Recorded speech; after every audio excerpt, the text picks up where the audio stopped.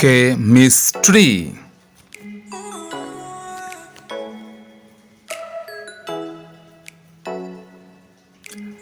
পারমাণবিক সংখ্যা কোনো মৌলের পরমাণুতে অবস্থিত প্রোটন সংখ্যাকে ওই মৌলের পারমাণবিক সংখ্যা বলা হয়।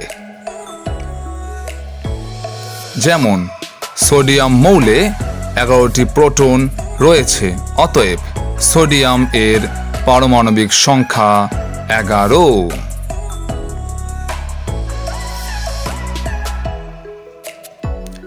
পারমাণবিক সংখ্যাকে জেড অক্ষর দ্বারা প্রকাশ করা হয়।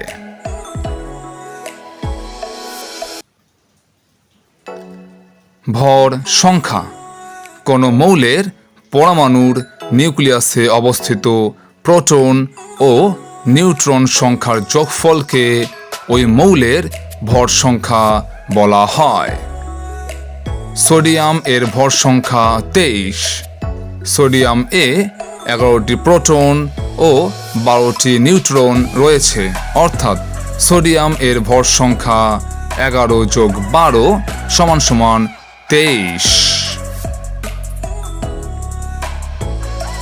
ভর সংখ্যাকে বড় হাতের এ অক্ষর দ্বারা প্রকাশ করা হয়।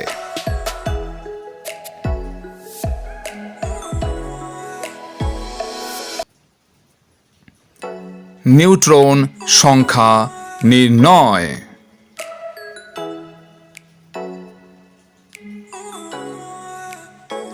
সোডিয়াম এর পারমাণবিক সংখ্যা 11 এবং ভর সংখ্যা 23।